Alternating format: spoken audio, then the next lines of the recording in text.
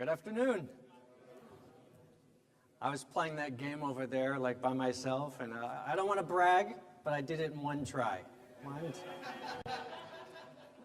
Okay, so I want to talk to you, just going to make 3 points about digital China to sort of explain a little bit of the chaos, which is a good word for it, going on right now, especially within retail, and then sort of give an update on what's happening with retail merchants, brands right now, because things are moving quick.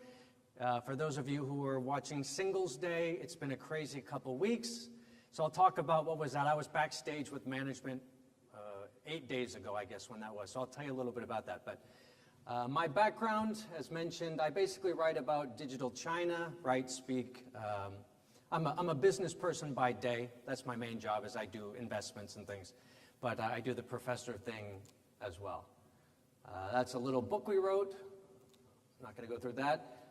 I'm also kind of known as the guy that takes Chinese students to have lunch with Warren Buffett a couple times now.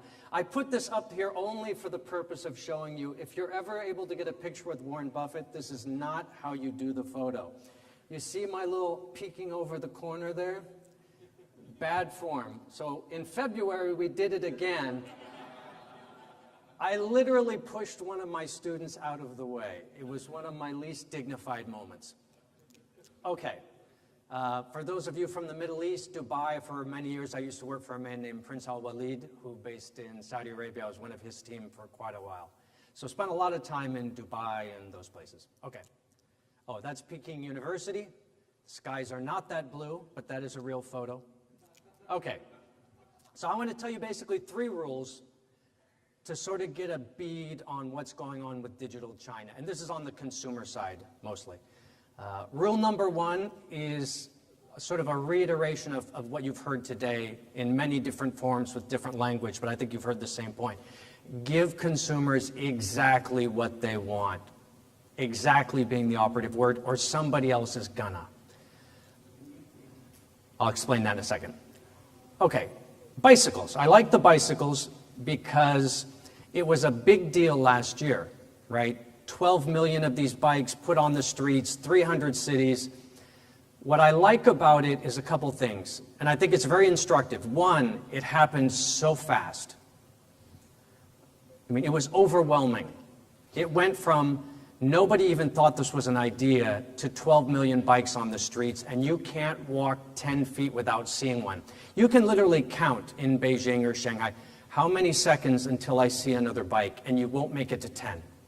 It went from nothing to that in the blink of an eye. That was interesting. The other aspect that was interesting, nobody saw it coming. If you had asked the venture capitalists, what do you think is going to be big in 2015? Nobody would have said bicycles. If you had asked the bicycle companies, what's going on in your business? No one predicted it.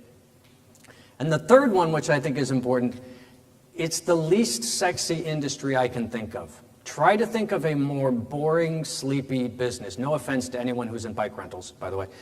But try to think of a least exciting business than renting bicycles. They've been around for 150 years. Not a lot of new technology. And yet this happens in an industry that was arguably one of the most sleepy. The lesson being, if it can happen to bicycles, it can happen to any sector. It doesn't have to be cutting edge. It doesn't have to be tech-based. Any business is vulnerable, as far as I'm concerned. Now, there were so many bikes that were started. Oh, on these slides, I'm going to send these out, so I put up a lot of text. If you're curious, email me, and I'll send you a copy, because I flipped through a lot of text. They launched so many bicycle companies in a year, they ran out of colors. They started with the yellows and the blue go-go, and then the Mobikes are orange. They started to have to combine the colors. The gold ones are good luck, I think. Most of these companies are bust now. But this sort of raised a question of, how does this happen? What's going on that this boring, sleepy industry gets transformed so quickly, so powerfully? What's causing this? And that's a good question. Like, it wasn't anything new technologically. It's pretty basic. It's a GPS, it's a bike, it's a solar panel. That's not cutting edge. It wasn't a new fad. People have been riding bikes forever. Consumers didn't really change their behavior. They've already been, I mean, how do you get this sort of wave in a pretty stable, static industry? So this is a question I've been asking people. Can you think of another business that's a physical product or service that has done something like this? It's like if you walk out in Singapore and next month there's a Coca-Cola vending machine every 15 feet. It's like that. It went from this to that in a blink. What other physical service has done this? And I can't really think of any. I can think of online services that do this all the time. Email takes off, everyone's on. WeChat, WhatsApp take off, everybody's on. It's a physical product and service that's behaving like a digital online product. It's like the internet invaded the world and got onto the streets for the first time. You literally couldn't get to the subway. You had to push them aside to get to the subway at a certain point. So I think that's interesting. Now, sort of point number one is the line of attack that these companies used is one we see all the time, very, very common. Convenience and low price. You heard other speakers talk about this with different language. Be everywhere, give people what they want. It was really a convenience play. And I would argue one of the reasons we saw such massive adoption is because it turns out people already liked bikes. People already rode bikes. It turns out the problem bikes have is they're a pain. And nobody knew they were a pain until we got the new option, which is, look, I can get on the bike, I can click it with my phone, I can ride 3 blocks, click off, forget about it. It's like when Steve Jobs introduced iTunes and all of us woke up to the fact of, why am I buying the whole CD? I never wanted the whole CD, but I've been buying whole CDs my whole life. I just want the song. Bikes did the same thing that Steve Jobs did, the same thing Netflix did. Why do you have to wait and watch the show at 8 p.m.? Why can't I watch the show when I want? Why can't I watch all of Daredevil in one Saturday? Which I did, by the way. One of the reasons bikes took off is because it gave people what they never knew they always wanted. Once you remove the inconvenience, it turns out the demand didn't have to be created. The demand was artificially suppressed. And when you remove that, it just surged outward. So convenience plus a low price, you see this play in China all the time. We'll talk about some examples. This is a Chinese city where this is Mobike data. They put bikes on the streets, and I asked them, what do you do to promote the bikes? And they say, we don't do anything. We put the bikes on the streets, and then that's it. Do you market? No. Social media? No. We just put the bikes on the streets, and people use them. And this is a chart of number of bikes on the streets versus rides. That, to me, is this latent, unmet demand that it turns out digital tools, which is the point, have a tremendous ability to release by giving consumers what they always wanted but didn't know. And that's the pattern we see over and over. Now, the flip side to this argument, if you're in a business and you are not giving consumers exactly what they want, and exactly what they want means I get it now, I don't have to wait, I don't have to go get it, I don't have to wait, you don't make me buy 10 songs, I just buy the one. You know, anytime, it's like a purification of demand. Any company that's not doing this, no matter how sleepy, is probably at risk at this point, because digital tools, software, AI, GPS, smartphones, mobile payments, all these things give you a tremendous ability to purify demand. And that's a great line of attack against an incumbent. So if you make the customer go get the product or service, you're probably vulnerable. If there's a time lag between when you buy it and when you receive it, you're probably vulnerable. If the user experience is not outstanding, and this is the one that keeps moving, the user experience keeps getting better and better and better, and you got to stay at the front of that curve. If you have groups of customers and one group is subsidizing another, hospitals are like this. I used to run a hospital. Pediatrics doesn't make a lot of money, cardiac does. You subsidize one with the other. Digital lets you split those apart and just take those. Buy the whole thing and not just the part, that's iTunes. Any physical product that's pretty much not connected at this point is probably at risk because you can make pretty much everything smart. This is from the lobby of Jingdong, the #2 e-commerce player, they're basically rolling out smart devices left, right, and center. That's like a rice cooker and a stove, and everything's becoming smart and connected. It's kind of becoming like your hotel, where you walk into the fridge in the hotel, you take the Coke, and when you come back, the Coke is there again and you've been billed.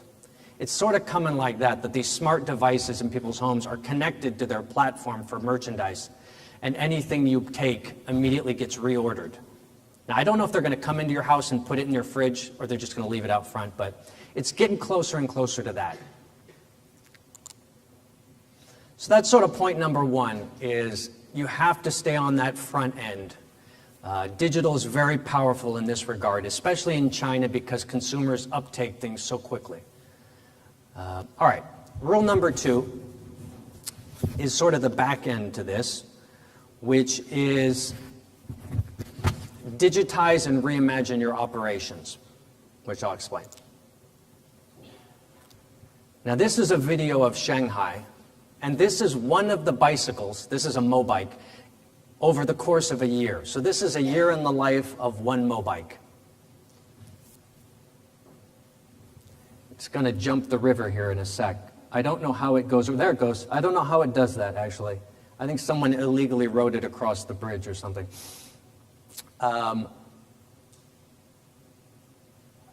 This is a very unusual thing. The more you think about the bicycles, the more you realize this is very, very strange. I asked them, like, how did you launch your business? What did you do?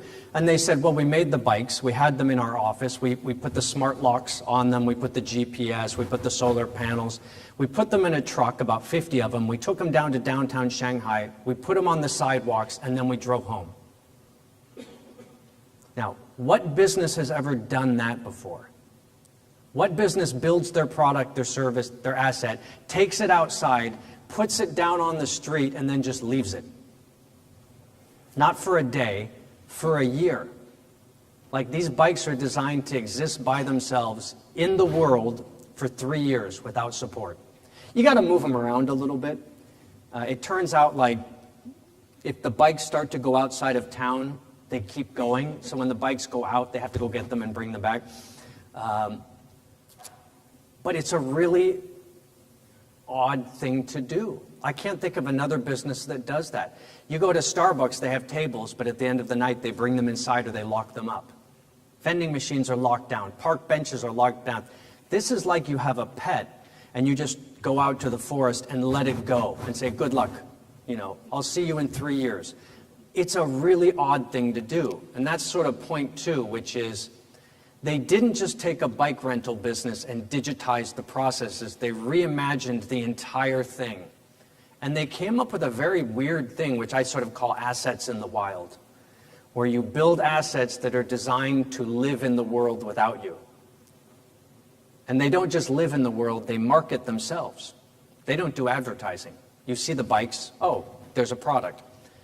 They sell themselves. You buy with your smartphone. There's no sales agent. There's no real estate. There's no shelf space. There's none of that. The bike sells, and the bike delivers its service by itself. You ride it along, it delivers the service, it's done. The bike is your business, and it doesn't need you, at least out in the world. It needs your software. It's a really weird thing to have independent assets that constitute most of your business. And I was talking with Jingdong, the folks, and the CTO was thinking about, like, one day we'll have like 5 million autonomous vehicles just cruising the streets of Beijing, and they'll just live out there forever, like the bikes. And we'll have long-haul trucks that will just cruise the highways forever, picking things up, dropping things off, maybe getting maintenance, but they'll never come home. And because they're independent, the interesting aspect is, because they're independent, why can't we release 50 of them? Doesn't really require much support. Why don't we release 100? Why don't we release 12 million? And that's more or less what they did. That's why they could release 12 million of these things, because they don't need any support. And the more you release, the more money you make. It's a very weird idea for business. You can take it further. Are there going to be drones that just circle the skies in fleets? And when you need something, you click on your phone, please spray my crops, and one of them comes down and sprays. So The other thing about bicycles, it's a very bold operational model in a very boring business. So they reimagined everything. This is a little autonomous vehicle. This is the JD campus. You basically buy stuff on your phone. You could buy this clicker. This little thing comes running up the sidewalk to you. You scan it with your phone, or it scans your face, opens up, you take. These things just cruise around. There's two companies advertising in this picture. One of them's paying and one of them's not. Turns out the bikes market themselves. That's pretty important. They got rid of a lot of stuff that you would know. If you were going to do a bike rental business, you'd have a store, you'd have staff, you've had advertising. They don't have any of that. There's no retail presence. So that's sort of point number 2, which is digitize and reimagine the operations. And people tend not to go far enough on this one. They tend to take their existing business and digitize certain processes, as opposed to taking a white piece of paper and thinking it up from scratch. These companies really did think it up from scratch. It's pretty impressive what they've done. Okay. So here's my little explanation. I won't go through this, but why did bike sharing, that was the question, is why did this take off so fast? Why has no other physical product gone from something we've never heard of to it's in everybody's life all day long? You will pass 1,000 of these bikes a day, just getting up and going to work. My explanation is basically, it's mainly the second point, which is they had a very powerful form of digital disruption based on increased convenience that released a sea of demand that was already there. Then there's some other points about switching costs and the fact that the venture capitalists subsidized this thing from top to bottom, and they ran at a loss for a couple of years. So there's some other things. But I think it was the digital transformation that was the most powerful. Okay, point number 3. And this is one that hasn't been mentioned here today, and I think this is actually important. It turns out when you start to digitize industries and you combine the online with the offline components into one sort of seamless consumer experience, it gives you the ability to start to jump into other industries very quickly. And so it turns out people are discovering their competitors are not who they thought they were. Alibaba's opening hotels right now.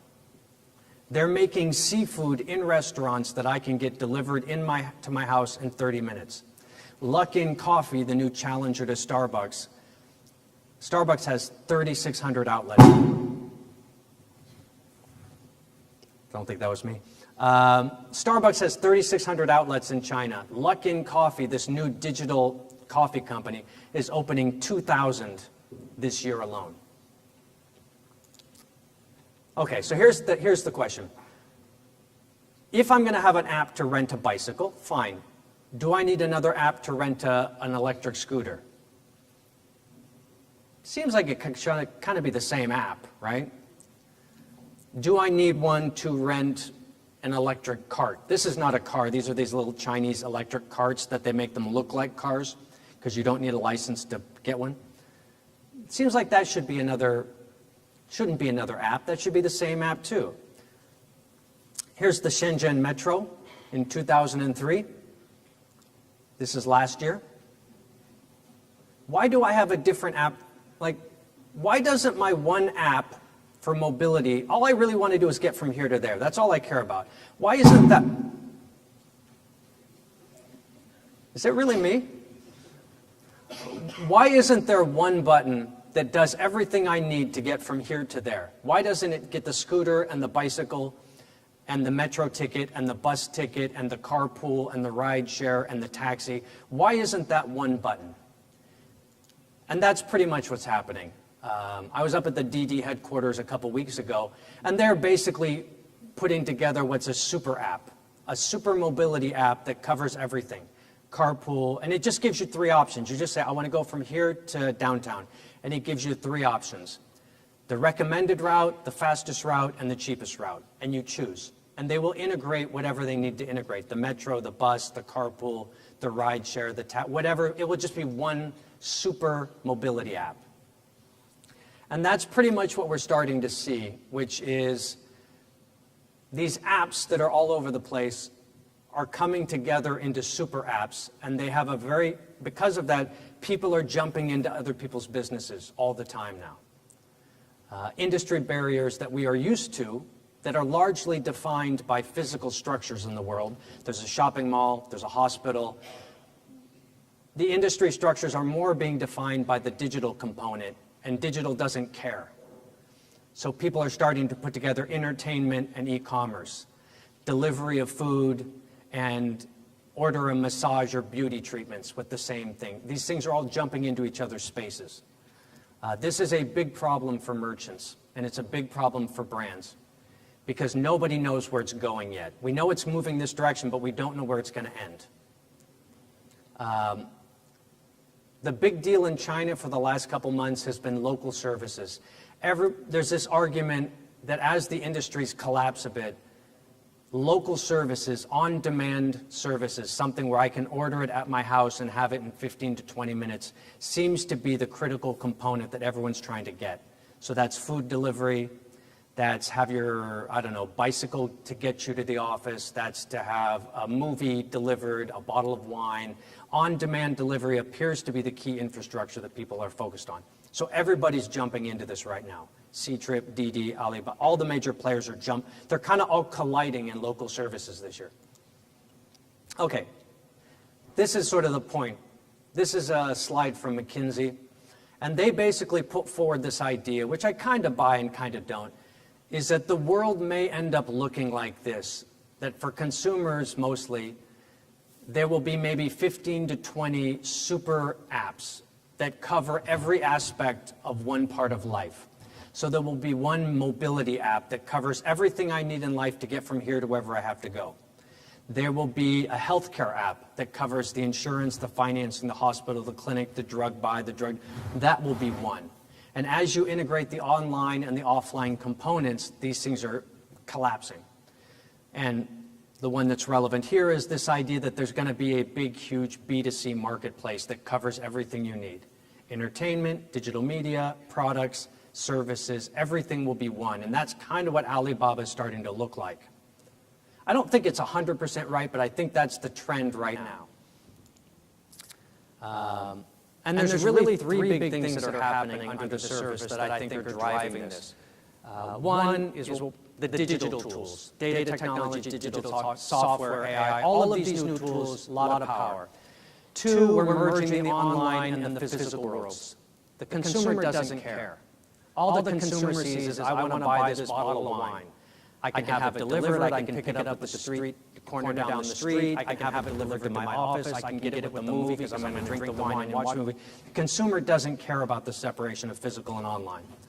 And then the third is the rise of platform business models, which are all the major companies now, Google, Facebook, they're all platforms, which is another subject. Who tends to win? The company that tends to win is whoever has the most customers and data, tends to win. Okay, so those are sort of my 3 points, which is give consumers exactly what they want or somebody else will. Data lets you do this and digital lets you do this in a pretty powerful way. Digitize and reimagine your operations. Go further than you think you should.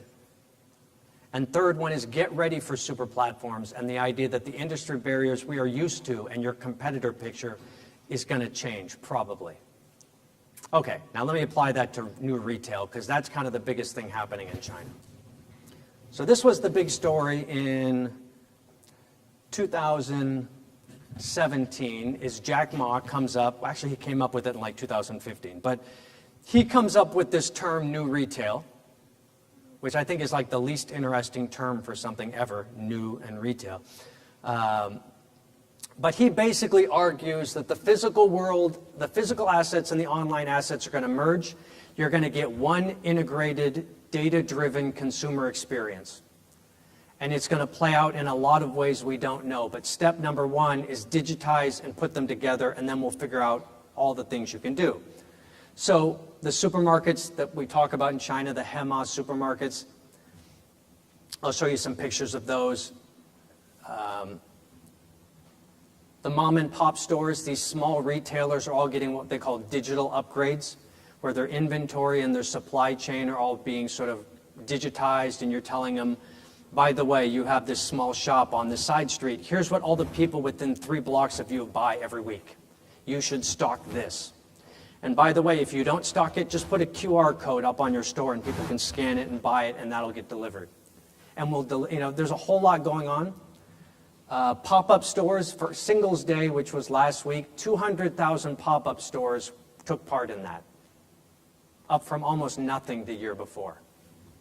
The Hema supermarkets, they'll have 100 of those by the end of this year.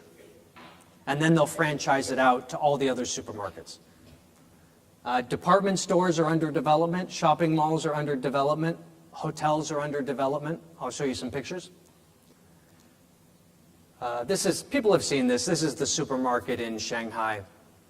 The most popular item is the seafood. When they launched these a year ago, they would say that 50% of our orders come from online, 50% coming in store. You can only buy with your phone. That number is now 60 to 70% of the orders are coming in online only, outside of the store. The revenue of these stores look like they're 30 to 40% above regular supermarkets. And you go up and you scan these are lobsters, I think. You scan the lobsters with your phone. It tells you where they were caught. It tells you the supply chain, which in China is a big deal because food scandals are very common. It tells you what you should have this with. It suggests a bottle of wine with this. It gives you a recipe. Have you thought about this type of recipe? Here's 4 more items you can buy to make that. It tells you, in theory, oh, by the way, your son has a gluten allergy. You should not have this because it knows your family as well. And it's starting to know your health information. Would you like a movie with this? We know that you watch a lot of Daredevil. It's all sort of coming together at the point of walking around the store. And all of these stores serve a radius of about 2 to 3 kilometers where they can deliver within 30 minutes. And they also serve as a logistics hub for stuff that you buy other places. You can pick them up there. And it's increasingly becoming a service center where they have massage, beauty treatments, all these things, cook your food for you while you wait. So these supermarkets are becoming e-commerce sites, service centers, and logistics hubs at the same time. And they're awesome. They've just started, this is from last week, they've just started putting restaurants that have robots in them. So there's restaurants in these supermarkets, and now they have the little robots that buzz around the thing and come up to you and give you your food. It's kind of a gimmick, but it is pretty fun, actually. The inventory, this is also within the supermarket. So they have these robots that can make drinks, they can make cappuccinos, they can pour you like a Jack and Coke, and they can stock things and move things onto trays. They're rolling this out right now. This is Jingdong's headquarters in Beijing. They're building 3 of these. This is the first one. There's another one going to the right. There's another one going to the left. Like, I get this question a lot. Isn't e-commerce slowing down in China? Isn't e-commerce slowing down? U.S. trade situation, blah, blah, blah. This company has 160,000 employees. In 2011, it had about 10,000 employees. At the start of this year, it probably had 120. They've added 30 to 50,000 employees this year. Their revenue is 10 times what it was 5 years ago. Like, it's not slowing down. And they're building, that building's already full. They're building one to the right and one to the left. This one holds like 20,000 people. They've got these little machines running around. They're building these things in-house. They have a robotics lab in Beijing. They're building their own drones in-house. They have a drone fleet north of Shanghai. It's not totally clear what they're using these for. I think it's mostly logistics at this point because these things can hold like 150 kilograms. So the natural question is, can I ride one of the drones? And they said no. Cashierless stores. This is kind of something you hear in the US now, cashierless, Amazon Go. This is like so last year. Cashierless stores were 2017. They've prototyped these, they've figured it out. You walk in, it scans your face, you take what you want. They're rolling these out. This is kind of last year. No offense, but it's, I'm an American, so I can make fun of the Americans. Automated warehouses, these are rolling out. What's coming next? Wait, where's my slide? The other video?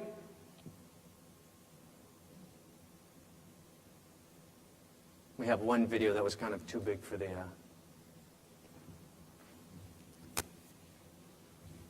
Well, we'll see if that happens. Okay. There it is. Okay, so this is a logistics. This is from JD Logistics, their logistics unit. This is their latest vision. Basically automated warehouses. I think we see this a lot. We see Cainiao doing this. We see Amazon doing this. Automate the warehouses. But this is what they at least envision. The warehouses then go through some sort of tubes or transport system.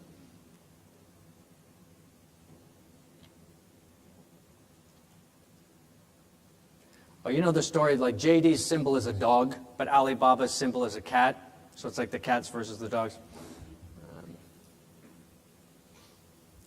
But the idea is the warehouses will connect directly with the cashierless stores and automatically supply them. Other of these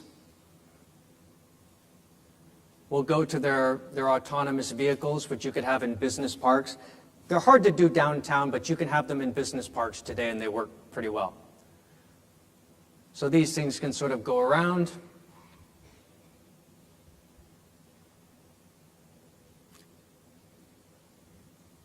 Whoop, I think we lost our... Oh, the other one goes to the drones.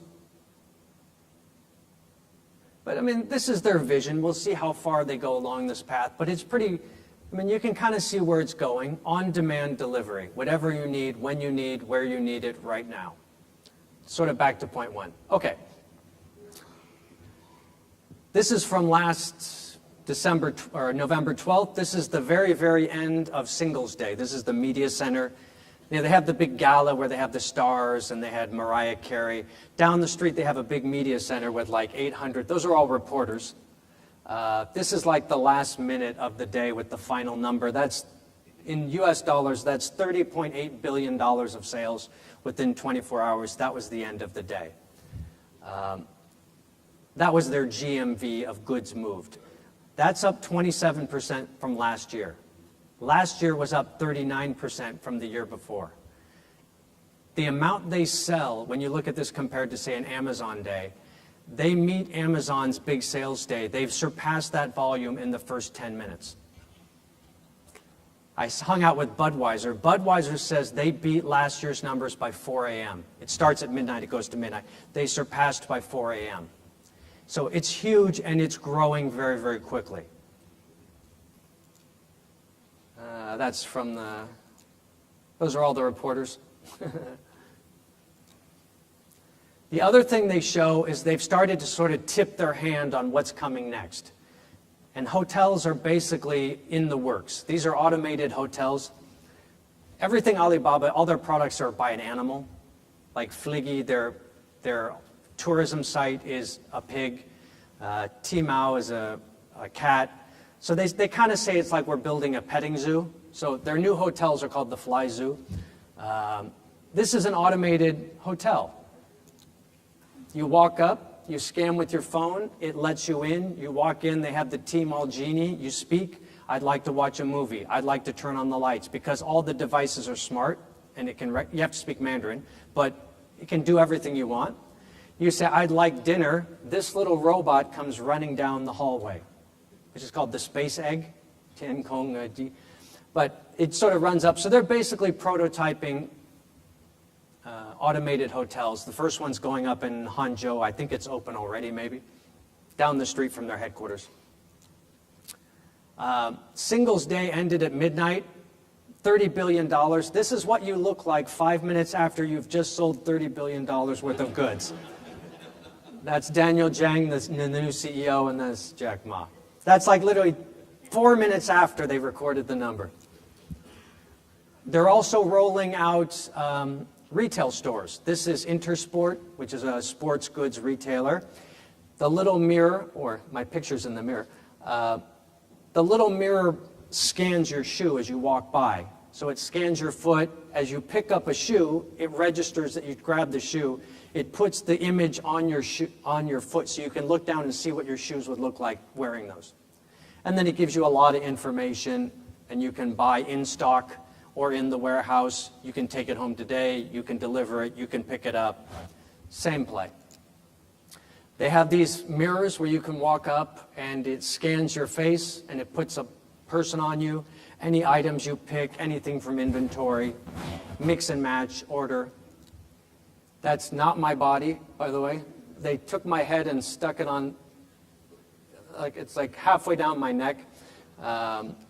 You can see up on the upper left, there's buttons to make your waist smaller or bigger.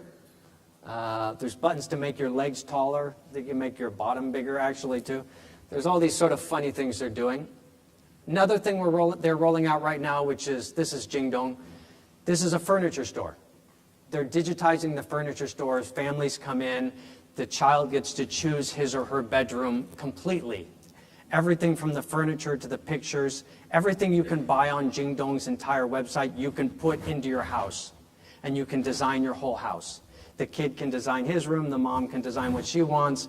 Not just the furniture, the mats, everything. It's all designed. This is one for makeup. If you put a breathing mask, this is Beijing breathing mask. The lipstick function doesn't know how to deal with the mask, so it puts it on top. Anyways, there's a tremendous amount going on, and it's mostly about Alibaba and Jingdong right now, because they're the platforms, they're moving the fastest. This is a real challenge for merchants and brands, because the world is changing very quickly. It's not clear what a supermarket is even going to look like in 3 years. It's not clear what a furniture store is going to look like in 3 to 5 years. Because once you digitize, once you combine the physical and the online assets, you start to enable lots of new use cases nobody thought of. You're able to do things like cook the lobster, tie it into the fact that your kid has a gluten allergy, recommend the recipe, show you the video of how to make the food, because, by the way, Alibaba has Youku as well. So it's entertainment, plus e-commerce, plus local services, plus social media, all together. And nobody really knows what that looks like in a lot of these sectors. The shoe store is pretty easy to figure out.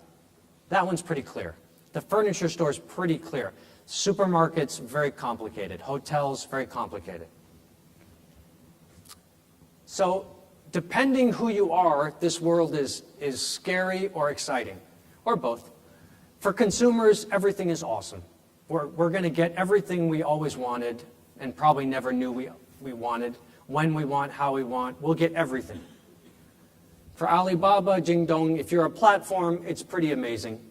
The number of users on their platform is going to go up dramatically. For content creators, advertisers, app developers, they build themselves on the ecosystem pretty good. But merchants and brands and retail, a lot of the traditional business strategies are going to get turned upside down. Location may not matter. Being at the front of the shopping center may not matter, because it turns out people really follow their phone more than location. Logistics may matter more than product selection. On-demand delivery may trump having the right SKUs in your store. It's unclear how this is playing out, but everyone's focused on it. We don't have time. Make one more point.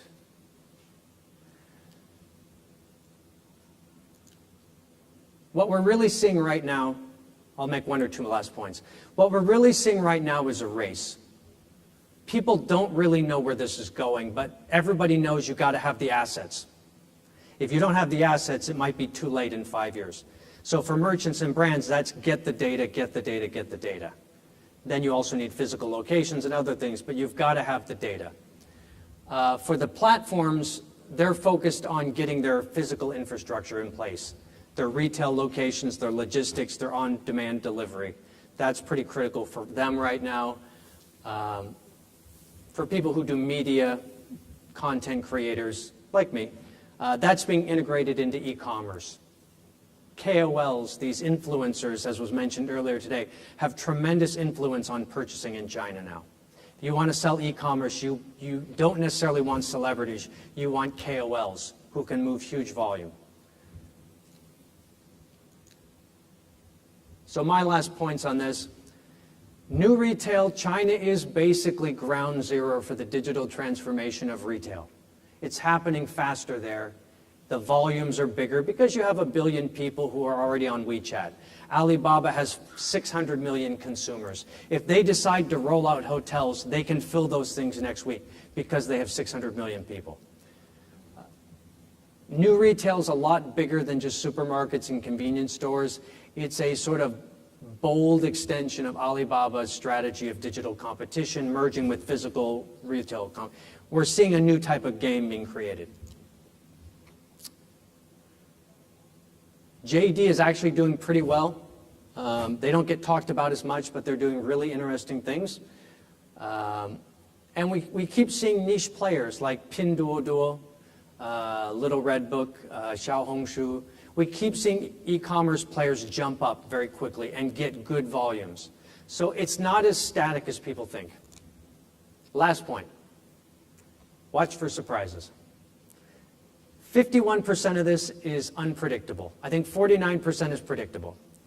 For everything we see coming, then there's the bicycles, who nobody saw coming. This is Alibaba Yuebao, which means extra money, Yuebao. They launched a money market fund as an e-commerce player in 2013, and it was just like the bicycles. It turns out people didn't really like going to the state-owned banks that much. They were not that convenient. The bicycles were more convenient than regular bikes. This was much more convenient than regular banking. They unleashed a sea of demand that was already there. They go from nothing to now it's about $160 billion under management, the largest money market fund in the world. Same story as the bicycles. We're seeing healthcare happening right now. There's a company called Ping An Good Doctor, which just did a deal with Grab here in Southeast Asia, which is interesting. We'll go into that. KTV booths. These are in the subway. You walk into the subway, people walk up with their phones, they scan the phone, the door opens, you sit on the little stools, and you sing a couple KTV songs. Then you pay with your mobile payment, you get out. They're everywhere. I don't think anyone saw this coming. That's freshly squeezed juice. These are actually pretty popular. The father's buying it for his 2 young daughters. You pay with your phone, or you can do facial recognition now a lot, and they squeeze the juice. This stuff happens almost every month. There's something surprising like this. This one I mentioned, this is the Luckin coffee store, which decided to take on Starbucks, which is doing amazingly well in China. 70% of the market, the most profitable stores they have in the world are probably in China. No competition. This young group, which is founded by internet entrepreneurs, is taking them on this year. Don't know how well they'll do, but they opened 2,000 outlets in the first year of operations. Not full stores, and they're a digital company at heart. You can only pay on your phone. They don't take cash. They don't take credit cards. The orders come from outside the store. Then you walk in, and it's literally like they show you a video. Here's your coffee being made. And then when you walk in, you open the door, your coffee's sitting there on the table. You pick it up, you just walk right out. Unclear how well they'll do. You can get books if you want to sit in the store. You scan your phone. You can rent the book for an hour, have your coffee, and read your book. Then you put the book back. Last point. All of this is happening bigger in China for quite a few reasons I'm not going to go into. Has a lot to do with the wealth of the country, has a lot to do with the fact that you have a huge number of consumers who are incredibly enthusiastic when anything is digital. That's the thing I think nobody saw coming, which was everyone knew there was a huge amount of consumers. The rate of adoption is crazy. Mobile payments went from nothing to everybody in 18 months. So the level of enthusiasm is really shocking. The bicycles take off. The money market funds take off. I don't know of a group that adopts digital faster on the commerce side than China right now. There probably is, but this is impressive. We have unusually dominant platforms like Alibaba, Jingdong, Tencent, Didi. Because they're so big, they're able to roll out things very, very quickly. if they want to do hotels, if they want to do a money market fund, they can access 300 million consumers immediately because they already have the data and the customers. And then also, last one is basically, it's a less developed country, so you get more bang for your buck. If you have a digital technological advancement in a less developed country, you get a bigger bang than, say, Walmart versus Amazon, where they're both pretty effective. But that's basically it. Wait. That's basically my points, just 3 points. Give consumers what they want, reimagine operations entirely, and get ready for industry barriers to change.